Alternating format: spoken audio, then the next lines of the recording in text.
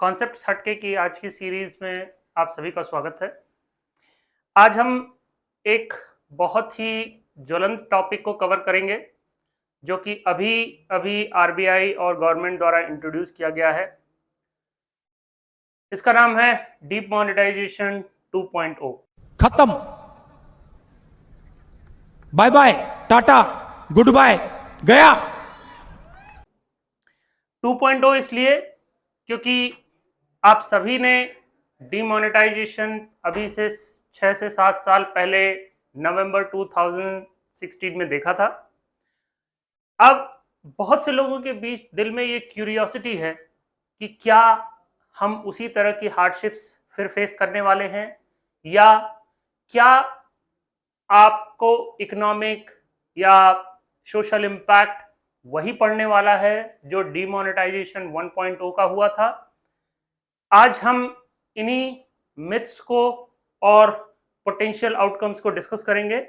उसके पहले बहुत अच्छे से देख लीजिए इस नोट को।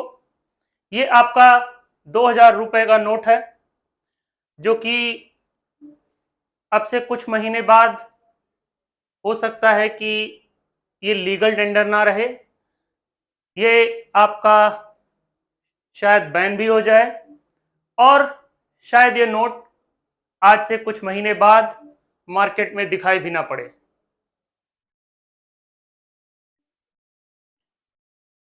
बहुत अच्छे से पहचान लीजिए क्योंकि आपने 2016 में देखा था 5000 और 1000 रुपए के नोट जिस तरह से गवर्नमेंट ने रातों रात अनाउंसमेंट करके इसको बंद कर दिया था। क्या ये वही एक झलकी हो सकती है?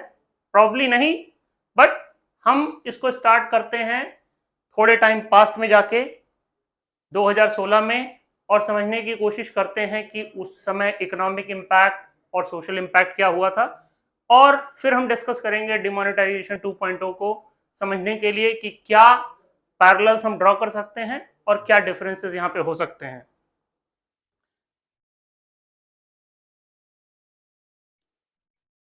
इस पूरे सीरीज में हम कुछ इंपॉर्टेंट चीजें कवर करेंगे। पहले तो हम बात करेंगे डिमोनेटाइजेशन 2016 के बारे में, उसका क्या पर्पस था। अभी अलग बात है कि गवर्नमेंट ने वो पर्पस अचीव किया कि नहीं किया, बट हम पर्पस को डिस्कस करेंगे या उस चीज को डिस्कस करेंगे कि गवर्नमेंट ने क्या पर्पस पब्लिक को प्रोजेक्ट किया था। अगला कॉन्सेप्ट हम डिस्कस करेंगे pros and cons. Pros and cons का मतलब है कि इसके क्या पॉजिटिव बेनिफिट्स थे, क्या नेगेटिव बेनिफिट्स थे, और एक सामान्य नागरिक के लिए उस चीज को किस तरह से प्रोजेक्ट किया गया था। डिफिकल्टीज क्या आई, और फाइनली सबसे इंपॉर्टेंट क्वेश्चन, क्या पर्पस अचीव हुआ। ये बहुत ही डिफिकल्ट क्वेश्चन है आंसर करने के लिए, क्योंकि पर्पस अचीव होना और किस तरह से पब्लिक को दिखाया जाता है कि पर्पस अचीव हुआ, दोनों में जमीन आसमान का अंतर हो सकता है। डिमोनेटाइजेशन 2.0 को कवर करेंगे। इसके साथ साथ इसमें हम डिस्कस करेंगे कुछ इंपॉर्टेंट फाइनेंशियल कॉन्सेप्ट्स, जैसे कि पेपर करेंसी क्या है और डिजिटल करेंसी क्या है। करेंसी इन सर्कुलेशन से रिलेटेड कुछ कॉन्सेप्ट्स कवर होंगे। इसी के साथ साथ यहाँ पे हम आरबीआई और गवर्नमेंट का क्या रोल रहा है इस पूरे एपिसोड में और पास्ट में, इस पे भी हम कुछ चीजों को कवर करने की कोशिश करेंगे। आज मध्यरात्रि यानी 8 नवंबर 2016 की रात्रि को 12 बजे से वर्तमान में जारी 500 रुपए और 1000 रुपए के करेंसी नोट लीगल टेंडर नहीं रहेंगे। ये मुद्राएं कानूनन अमान्य होगी। ये नोट्स 2016 के पहले जो सबसे ज्यादा सर्कुलेशन में थे, हर एक आदमी के वॉलेट में, पॉकेट में, इनमें से एक या दूसरा नोट जरूर रहा होगा। अब यहां पे अगर इंपॉर्टेंट चीज ये देखी जाए कि उस समय जब ये नोट आपके रातों रात अनाउंसमेंट के बाद बैन कर दिए गए थे, तो उसका मीनिंग क्या था और उस चीज को हार्डशिप्स क्या फेस की लोगों ने, वो देखते हैं।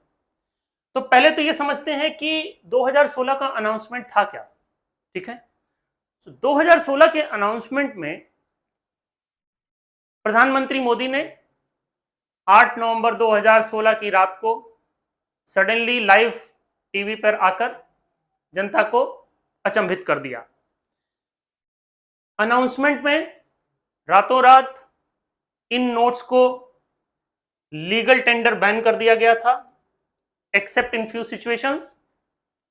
कुछ इमरजेंसी हॉस्पिटलाइजेशन से रिलेटेड या पेट्रोल पंप, कुछ जगहों पे इसको अलाउ किया गया था, वो भी विद वेरी लिमिटेड पोटेंशियल। साथ ही साथ इनको बैन कर दिया गया था, नोट्स का सर्कुलेशन कैंसिल हो गया था, नोट्स को फ्यूचर के लिए विड्रॉ भी कर लिया गया था। तो ये डिफरेंट मॉनेटरी कॉन्सेप्ट्स हैं। बैन की मीनिंग, कैंसिल की मीनिंग, विड्रॉन की मीनिंग, लीगल टेंडर की मीनिंग काइंड ऑफ बहुत लोगों के लिए सिमिलर होती है, बट एग्जैक्टली सेम नहीं है। बैन का मतलब है इसको रखना बेसिकली आपके लिए एक तरह से लीगल ऑफेंस बना दिया गया था। तो अगर कोई भी आदमी एक डेडलाइन के बाद उसके पास 500 और 1000 रुपए के नोट मिलते हैं, तो उसको एक क्राइम समझा जाएगा। कैंसिल सिमिलर मीनिंग है, बट ये मोर गवर्नमेंट के सेंस में, आरबीआई के सेंस में है कि अब ये नोट एग्जिस्ट नहीं करेंगे, इसको हमने कैंसिल कर दिया है। विड्रॉन सिमिलर मीनिंग है, मतलब हम ये नोट मार्केट में जो भी अभी बचे हुए हैं इसको हम एक लिमिटेड पीरियड तक वापस लेने को तैयार हैं, उसके बाद ये नोट कहीं भी लीगली टेंडरेबल नहीं रहेंगे, दैट मीन्स उसके बाद ये विड्रॉ हो जाएंगे। ऑफेंस के अंडर इसको पनिशेबल ऑफेंस में रखा गया कि अगर एक लिमिट के बाद आपके पास ये नोट मिलता है तो एक लीगल ऑफेंस होगा, और ये मॉनेटरी सर्कुलेशन से भी बाहर हो गया। सर्कुलेशन का मतलब है कि जब मैं एक नोट किसी सामान को परचेस करने के लिए या किसी चीज को ट्रांजैक्शन करने के लिए पास करता हूं, तो मैं 5000, 500 या 100, 1000 रुपए का नोट किसी को दे रहा हूं और वो आदमी फर्दर किसी और को दे रहा है, वो फर्दर किसी और को दे रहा है कुछ ट्रांजैक्शंस के थ्रू। तो मनी जो होती है एक तरह से सर्कुलेट करती है इकोनॉमी में, इसको बोलते हैं करेंसी सर्कुलेशन। ठीक है,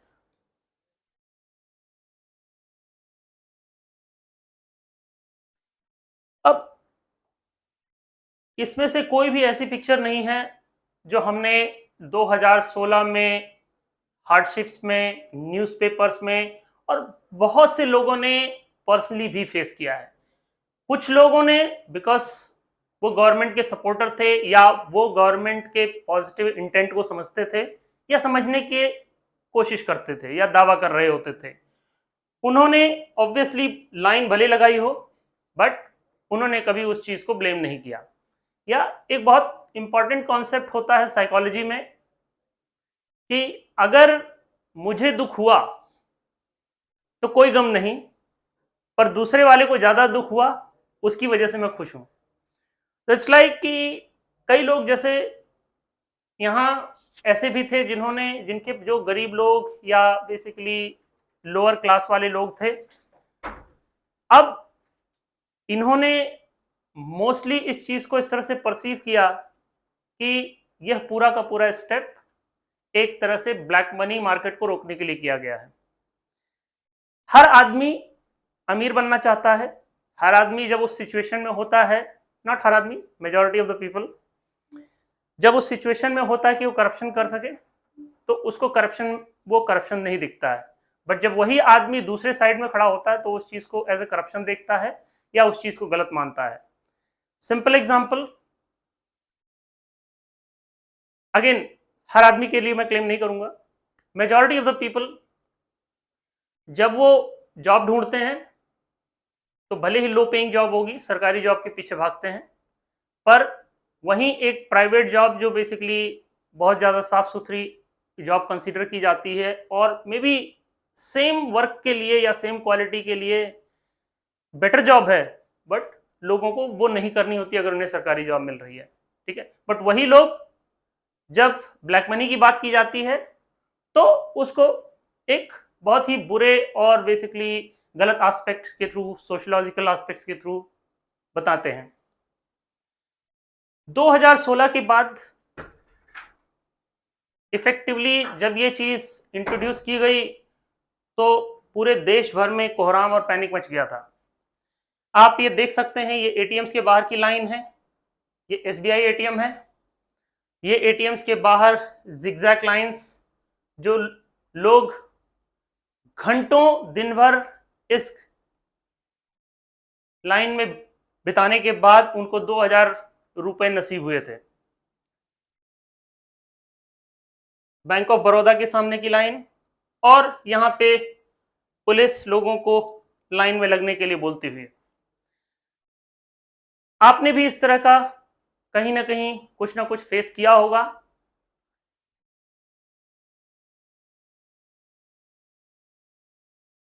अब हम बात करते हैं बहुत ही इंपॉर्टेंट पॉजिटिव्स के बारे में, ठीक है। जब इस चीज को अनाउंस किया गया तो इसका मेन पर्पस जो बताया गया वो था ब्लैक मनी का सर्कुलेशन रोकना। ब्लैक मनी, अब ब्लैक मनी का ये मतलब नहीं है कि काला पैसा, कहने को एक बेसिकली इसको आप लिटरल मीनिंग में नहीं ले सकते हैं कि काला पैसा का मतलब ये नहीं कि जो पैसा ब्लैक मनी होता है वो काला होगा, नहीं, वो वैसा ही होगा, वही नोट होगा, फंजिबल होगा, पर काला इसलिए क्योंकि वो गलत तरीके से अर्जित किया गया है। वही मनी जो मेहनत करके खून पसीने की मेहनत से कमाया जाता है वो ब्लैक मनी में नहीं आता है, उसको हम लेजिटिमेट व्हाइट मनी या सफेद पैसा भी बोल सकते हैं। ब्लैक मनी, लोगों को ये कंफ्यूजन नहीं होना चाहिए कि ब्लैक कलर का दिख रहा होगा, उसके लिए हमने ये रिप्रेजेंटेशनल इमेज रखी है। ब्लैक मनी एक नॉर्मल मनी की तरह ही दिखेगा, पर गवर्नमेंट का मेन पर्पस जो प्रोजेक्ट किया गया था वो था ब्लैक मनी को रोकना। अब उसके कई साइड इफेक्ट्स हैं जिसको हम डिफरेंट ग्राफ्स के थ्रू समझने की कोशिश करेंगे। तो पहला एक बड़ा साइड इफेक्ट था जो पॉजिटिव था कि बैंक के डिपॉजिट्स में इंक्रीज होना।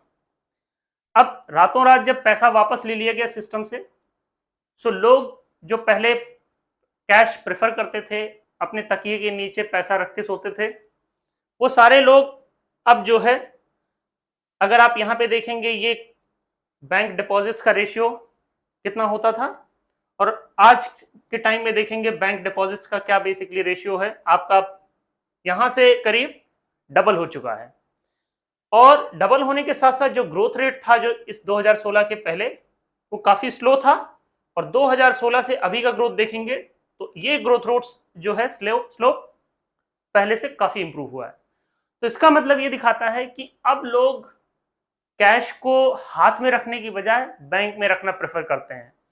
साथ ही साथ बहुत सारे और भी स्टेप्स लिए गए थे जो उसके लिए जिम्मेदार हैं। डिमोनेटाइजेशन कोई जरूरी नहीं कि यही एक जिम्मेदारी फैक्टर हो, बट इससे क्या है कि लोगों के दिमाग में एक अवेयरनेस आई और लोगों को यह समझ में आया कि बेसिकली पैसे को कैश में रखने से बेटर है बैंक में रखना। तो ये एक पॉजिटिव प्रो की तरह देखा जाता है। दूसरा पॉजिटिव एस्पेक्ट है मनी सप्लाई। ना मनी सप्लाई में हमने यहां पे एक पैरामीटर लिया M3। M3 money supply is basically आपका broader indicator of currency in circulation. तो इस चीज को बेसिकली ये कई फॉर्म में देखा जाता है, हम फाइनेंशियल बेसिकली जार्गन्स में अभी नहीं जाएंगे, बट अगर आप इसी चीज को सेम पैरेलल ड्रॉ करने की कोशिश करें तो आप यहाँ पे स्लोप देखिए और 2016 के बाद का स्लोप देखिए, ये काफी तेजी से ग्रोथ इसकी चेंज हुई है, ठीक है।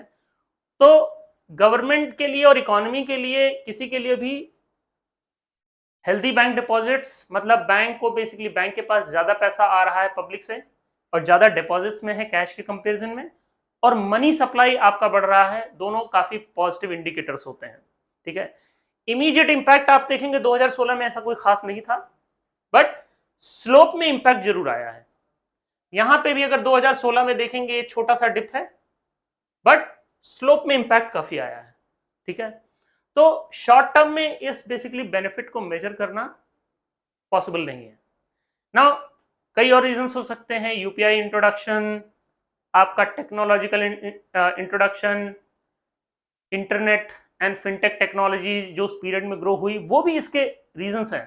बट किसी भी रीजन को हम एक अलग करके नहीं देख सकते हैं, तो ये कंबाइंड इफेक्ट रहा है सभी चीजों का। चौथा ग्राफ यहां पे जो है ये है करेंसी सर्कुलेशन। अब आप अगर 2016 के पहले देखेंगे तो करेंसी सर्कुलेशन कम है, ठीक है। यहां पे आपका डिप हुआ है, डिप इसलिए हुआ है क्योंकि 500 और 1000 रुपए के नोट मार्केट से सडनली गायब हो गए और आरबीआई को नए नोट्स प्रिंट करने पड़े यहां पे करेंसी सर्कुलेशन इंप्रूव करने के लिए। तो यहां पे एक डिप हुआ है जो 16 ट्रिलियन के आसपास पहले होती थी, 13 ट्रिलियन तक पहुंच गया। इसके बाद यहां से फिर से गवर्नमेंट ने, आरबीआई ने उस चीज को वापस प्रिंट करके करेंसी सर्कुलेशन इंप्रूव किया है। तो ये चीज ही बेसिकली अगर आप देखेंगे तो काइंड ऑफ पॉजिटिव इंपैक्ट्स में रहा है।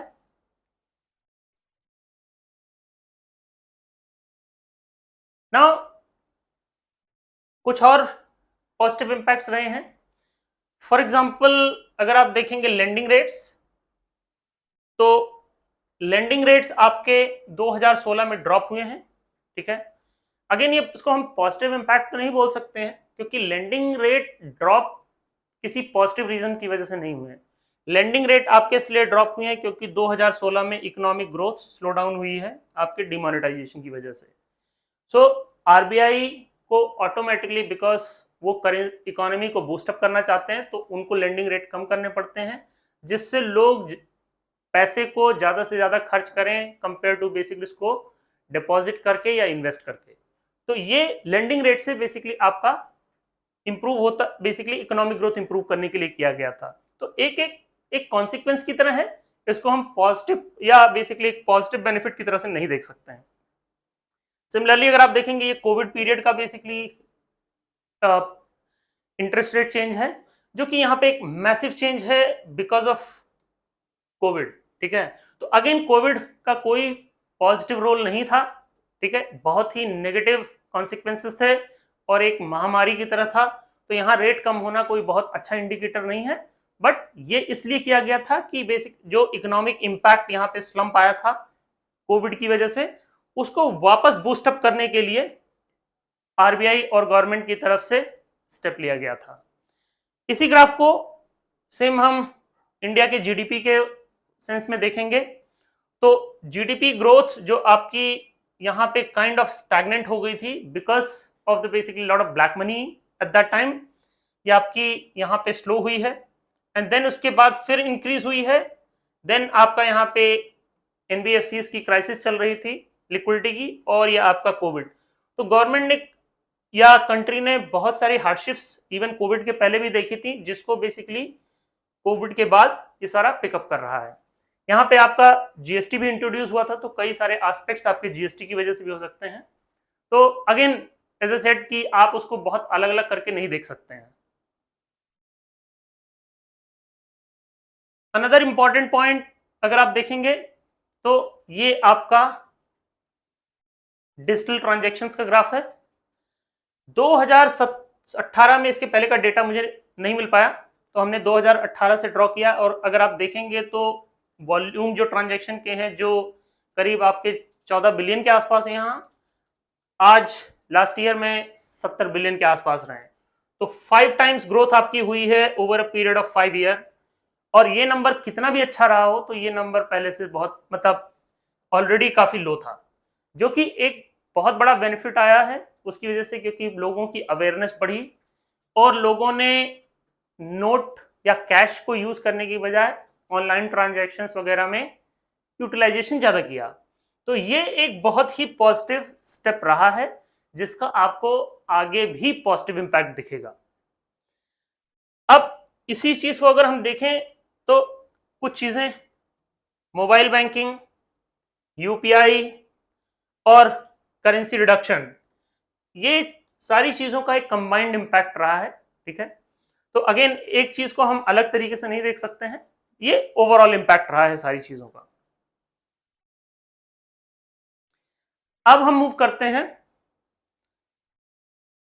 अगेन ये सेम इमेज है जो हमने पहले देखी थी, बट यह इमेज को एक फुल पेज पे इसलिए दिखाया गया है क्योंकि जब हम पॉजिटिव्स की बात करते हैं तो जस्ट ये इमेज पूरी तरह से आपके नेगेटिव साइड की तरह से डोमिनेट कर लेती है। लोगों ने जो हार्डशिप फेस की उस पीरियड में सारे पॉजिटिव इंपैक्ट्स को क्या ये ओवरटेक कर सकती हैं? अगेन ये इंडिविजुअल्स का अपना अपना ओपिनियन और व्यू हो सकता है, तो आप लोग खुद डिसाइड करिए कि इस चीज को आप किस तरह से देखते हैं, पॉजिटिव की तरह देखते हैं ओवरऑल, या यह एक इमेज आपको पूरी तरह से सारे डिमोनेटाइजेशन के इंपैक्ट को नेगेटिव दिखाती है, ये आपको डिसाइड करना है।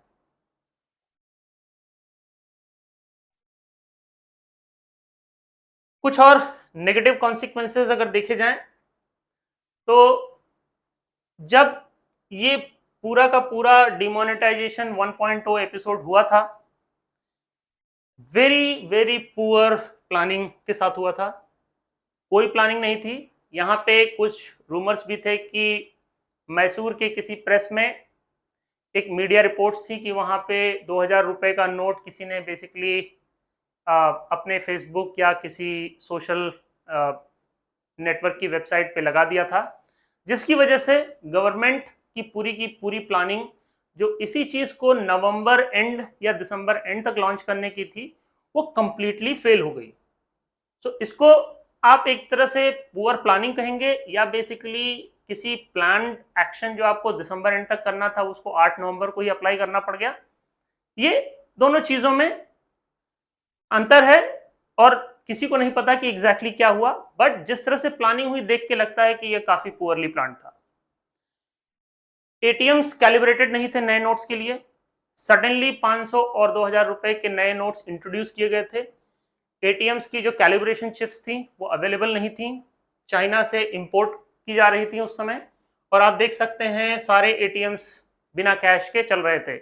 इसीलिए बैंक ब्रांचेस में सबसे ज्यादा भीड़ लगी हुई थी कि बिकॉज एटीएम से पैसा निकालने में कम टाइम लगता है कंपेयर टू बैंक में जाना और वहां पे बेसिकली पैसा निकालना। लिक्विडिटी क्राइसिस, काफी सारे लोगों ने जो थोड़े से मिडिल क्लास या ऊपर क्लास के होंगे उन्होंने वो प्रॉब्लम फेस नहीं की, बट एक गरीब आदमी के लिए जिसके जो दिहाड़ी मजदूर है वो दिन में कमाता है तब शाम को खाता है, उस आदमी के लिए क्या आप सोच सकते हैं कि सडनली 100 रुपए का नोट बिगेस्ट डिनोमिनेशन हो गया था। इसका मतलब है अगर मेरे पास 5000 रुपए हैं तो मेरे पास 50 नोट 100 रुपए के होने चाहिए और मैं कुछ खरीदने जा रहा हूं तो मैं सिर्फ 100 रुपए में ही ट्रांजैक्शन कर सकता हूं। अब यही एक गरीब आदमी के लिए जो लिक्विडिटी सिचुएशन क्रिएट करता है अनइमेजिनेबल है, ठीक है।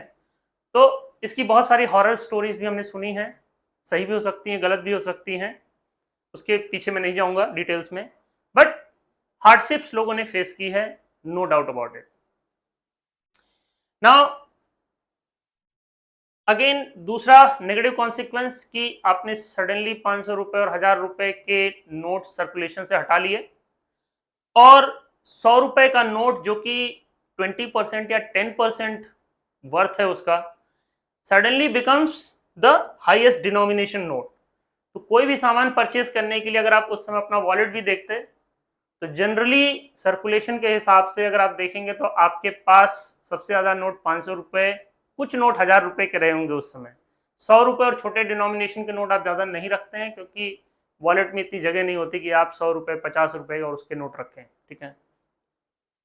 कई लोगों ने घर में सेविंग्स भी कर रखी थी, गृहिणियों ने पैसा बचा के रखा हुआ था अपने हस्बैंड से, महीनों की सेविंग थी जो सडनली उनके हस्बैंड को पता चल गई और ऑब्वियसली वो सारा का सारा सेविंग उनकी निकल गई क्योंकि उनको बैंक में जाके एक्सचेंज कराना पड़ गया।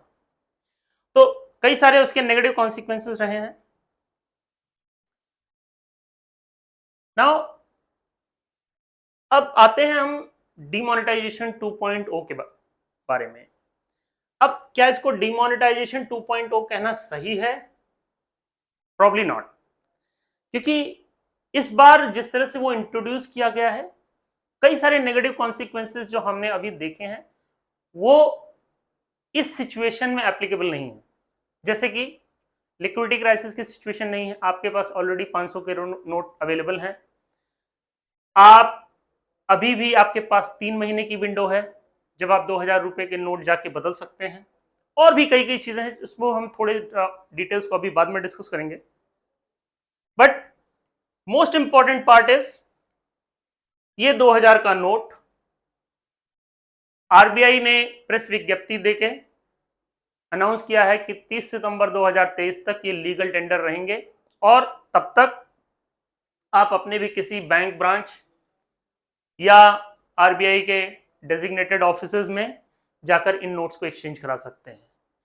अब 2000 रुपए का जो नोट था, अगर आप देखेंगे इसमें बहुत सारे सिक्योरिटी फीचर्स बिल्ट इन करने की कोशिश की गई थी। ये सारी मेहनत किस लिए की गई थी जब इस नोट को विड्रॉ ही करना था? बहुत इंपॉर्टेंट क्वेश्चन है।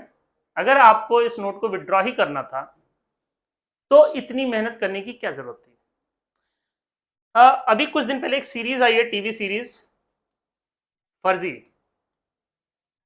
पता नहीं आप लोगों ने देखी कि नहीं देखी है, बट अगर आपको मौका मिलेगा तो जरूर देखिएगा। इस सीरीज में 2000 रुपए का नोट स्पेशली, इसके ऊपर काउंटर फिटिंग, जिसको कि हम बेसिकली बोल सकते हैं नकली नोट का धंधा, उसके ऊपर ये पूरी टीवी सीरीज बनाई गई है। एंड आपको काफ़ी इंपॉर्टेंट चीज़ें पता चलेंगी कि नोट्स में क्या क्या फीचर्स होते हैं, कैसे इंपॉर्टेंट होते हैं। इतना भी आसान नहीं होता उस चीज़ को जाली नोट प्रिंट करना, ठीक है। कुछ फीचर्स हमने यहाँ इमेज में दिखाए हैं, बट ये बहुत ही लिमिटेड चीज़ें हैं। इसके अलावा भी बहुत चीज़ें होती हैं जो एक नॉर्मल आदमी इजीली नहीं समझ सकता है। नाउ सेम सिचुएशन में अगर देखा जाए तो अभी तक जो आरबीआई की प्रेस विज्ञप्ति आई है उसके हिसाब से ना तो ये नोट बैन हुआ है, ना तो कैंसिल हुआ है, ना ही इसको लीगल टेंडर से मना किया गया है, ना इसको ऑफेंस बोला गया है, और मे बी सर्कुलेशन का पार्ट नहीं रहेगा। क्योंकि अगर देखा जाए तो आरबीआई ने इस नोट को 2018-19 के फाइनेंशियल ईयर के बाद ही प्रिंट करना बंद कर दिया था। तो मेरे और आप जैसे बहुत लोग जो एटीएम में कभी पैसा निकालने गए भी होंगे या अपना वॉलेट से पैसा निकालते होंगे, मेजॉरिटी लोगों के साथ ये सिचुएशन रही होगी कि आपके पास 500 के रुपए के नोट या उससे छोटे डिनोमिनेशन की होंगे। 2000 का नोट काफी टाइम से सर्कुलेशन में बंद हो गया था, और मेरे और आप जैसे लोगों ने 2000 के नोट के दर्शन भी काफी टाइम पहले किए होंगे, ठीक है। अब कई लोगों के लिए प्रॉब्लम है, क्योंकि अगर कोई चीज सर्कुलेशन से बाहर हो गई है और एक अच्छा खासा अमाउंट आपका बेसिकली अवेलेबल है मार्केट में, तो पैसा अगर सर्कुलेशन में नहीं तो कहीं ना कहीं तो बैठा होगा, ब्लैक मनी बोलिए या किसी अदर फॉर्म में बोलिए, बट ये पैसा कहीं ना कहीं छुपा हुआ था जो कि अब बाहर आएगा। बट क्या वो एक पर्पस क्या है गवर्नमेंट का, आरबीआई का, वो समझना भी मुश्किल है। वो शायद हम इम्पैक्ट थोड़े टाइम बाद देखेंगे, पर अभी फिलहाल जो आरबीआई का बेसिकली इंटेंट है प्रेस विज्ञप्ति के थ्रू, उसको हम समझते हैं। सो अभी आरबीआई की न्यूज के हिसाब से इस नोट को कंप्लीटली विड्रॉ किया जा रहा है, और 30 सितंबर 2023 तक आप इस नोट को ले जाके बैंक में या आरबीआई के उसमें डिपॉजिट कर सकते हैं। नाउ कुछ इंपॉर्टेंट कॉन्सेप्ट्स इसी से रिलेटेड, अगर आप करंटली देखेंगे तो ये हाईएस्ट डिनोमिनेशन नोट है सर्कुलेशन में। 2000 रुपए के ऊपर का कोई नोट इस समय अवेलेबल नहीं है। करेंसी सर्कुलेशन परसेंटेज अगर देखेंगे तो मार्च 2017 में इस नोट का परसेंटेज 50% था इकोनॉमी में। क्यों? क्योंकि सडनली आपने 500 रुपए और 1000 रुपए के नोट निकाल लिए सिस्टम से, और मार्केट में जो lowest denomination note, highest denomination note रह गया था वो 100 रुपए था। तो आरबीआई को इमीडिएटली बहुत सारे 2000 रुपए के नोट प्रिंट करके मार्केट में सर्कुलेट करना पड़ गया, जो कि टोटल नोट सर्कुलेशन का 50% था ट्रांजैक्शन वॉल्यूम के हिसाब से। आरबीआई ने 2018 के बाद प्रिंटिंग बंद कर दी थी। थोड़े बहुत नोट बाद में भी प्रिंट हुए थे, बट आप देख सकते हैं कि 2018 तक यही नोट 37.3% तक रह गए थे टोटल करेंसी सर्कुलेशन के, जो कि 2020 तक 22% रह गए थे। और ये नंबर अगर 2023 का देखेंगे, जो कि आंकड़े अभी हमारे साथ अवेलेबल नहीं है, तो ये इसका काफी छोटा परसेंटेज रहा होगा। इस नोट को एक क्विक फिक्स की तरह लॉन्च किया गया था डिमोनेटाइजेशन 1.0 को हैंडल करने के लिए, और 2019-20 या उसके आगे के फाइनेंशियल ईयर्स में 2000 रुपए का कोई भी नया नोट प्रिंट नहीं किया गया था। अब जब ये नोट लॉन्च किया गया था तो कई तरह के रूमर्स भी आए थे न्यूज़ में, सोशल मीडिया में, और व्हाट्सएप, फेसबुक यूनिवर्सिटी, जो कि खुद के अपने न्यूज़ बनाते हैं लोग, तो कई तरह के रूमर्स, जैसे बिल्ट इन चिप्स है इसमें, इसमें सैटेलाइट से ट्रैकिंग अवेलेबल है, तो अगर आप इस पैसे को रखेंगे तो आप पकड़े जाएंगे। कई तरह के रूमर्स आए थे जो कि ऑब्वियसली पॉसिबल नहीं है, बट एक अनजान आदमी के लिए जिसको टेक्नोलॉजी की नॉलेज नहीं है, आप किसी भी तरह से डरा सकते हैं। अगला क्वेश्चन काफी important, how often we see it. ये मैंने अभी जस्ट डिस्कस किया था कि मेरे और आप जैसे लोग बहुत टाइम से इस नोट के दर्शन ही नहीं किए होंगे, तो इसका क्या इम्पैक्ट आएगा सोशली। मुझे नहीं लगता कि डिमोनेटाइजेशन 1.0 के 10% या 5% के भी बराबर होगा। तो इंपॉर्टेंट क्वेश्चन ये है कि क्या इसको वापस लेने का या विड्रॉ करने का एक पर्पस जो दिख रहा है, ऐसा कुछ पर्पस है। मुझे पर्सनली नहीं लगता है, बट आप लोग अपने कमेंट जरूर दीजिएगा अगर आप उसको डिफरेंटली सोचते हैं। तो आपसे मैं इस पर कमेंट चाहूंगा कि आप इसका क्या इम्पैक्ट देखते हैं, और आपको गवर्नमेंट या आरबीआई की क्या इंटेंशन दिखती है इसके पीछे। ये एक बहुत इंपॉर्टेंट क्वेश्चन है, बट इसको आंसर करना इतना आसान नहीं है। Now as a legal tender आप 2000 रुपए का नोट अभी भी यूज कर सकते हैं, ये इलीगल नहीं है।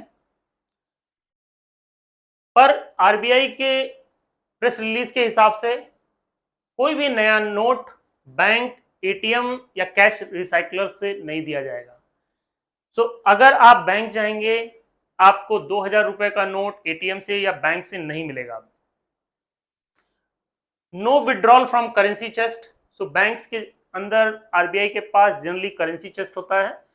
सो इट्स लाइक जैसे आप कई सारे मूवीज हो उसमें देखे होंगे, पायरेट्स वगैरह वाली ओल्ड स्टोरीज में। सो इसको बेसिकली एक ट्रेजर चेस्ट टाइप बोलते हैं, something like that conceptually. But इसमें यह है कि आप कई नोट्स जो बैंक रखते हैं स्टोर करके, उसको करेंसी चेस्ट बोलते हैं। तो यहां पे ये बोला गया कि कोई भी नया नोट 2000 का करेंसी चेस्ट से नहीं निकाला जाएगा। Immediate deposit into currency chest. अगर कोई पब्लिक ले जाता है और नोट को बैंक में या आरबीआई को देता है, तो उस नोट को एज सून एज पॉसिबल आप करेंसी चेस्ट में डिपॉजिट कर देंगे।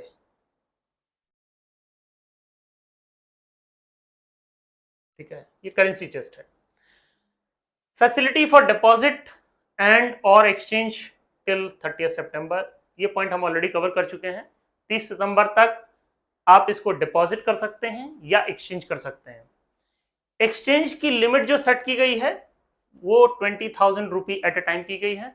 तो एक बार में आप 20,000 रुपए के ऊपर एक्सचेंज नहीं कर सकते हैं। ये फैसिलिटी ऑल ओवर इंडिया सारे बैंक ब्रांचेस पे अवेलेबल है, कोई भी बैंक आपको मना नहीं कर सकता है। और बैंक्स को इंस्ट्रक्शंस दी गई हैं कि अगर पब्लिक कहीं हार्डशिप फेस कर रही है या पब्लिक कहीं रीच नहीं कर सकती है और आप उसको जरूरी समझते हैं, तो आप मोबाइल वैन्स भी यूज कर सकते हैं उस करेंसी को रिसीव करने के लिए।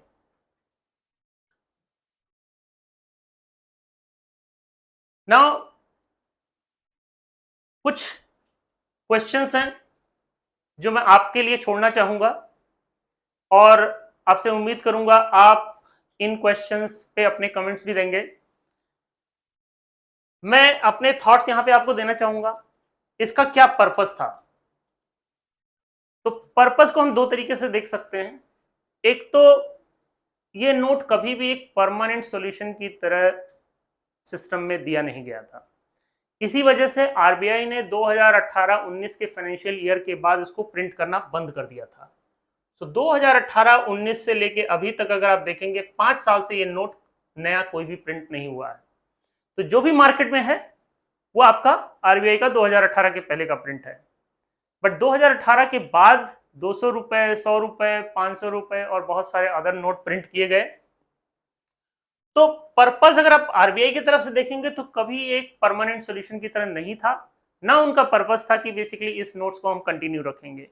तो ये इंडिकेशंस आपको अगर थोड़ा फाइनेंशियली अगर समझने की कोशिश करेंगे तो आपको 2019-20 के आसपास पे समझ आना चालू हो गए होंगे। पर काफी लोग बेसिकली इतना फाइनेंशियल सेवी नहीं होते तो उनको नहीं समझ में आता, तो उसके लिए मैंने जस्ट वो एक्सप्लेन किया है। नाउ अगर वो चीज पर्पस प्रॉपर सॉल्यूशन के लिए थी ही नहीं तो उसको विड्रॉ करने का कोई प्रॉब्लम नहीं दिखता है। हाँ, उसको प्लानिंग प्रॉपर करनी पड़ती है, जिसकी इस बार आरबीआई ने प्रॉपर प्लानिंग की हुई है। नाउ अगला question, is it a right decision?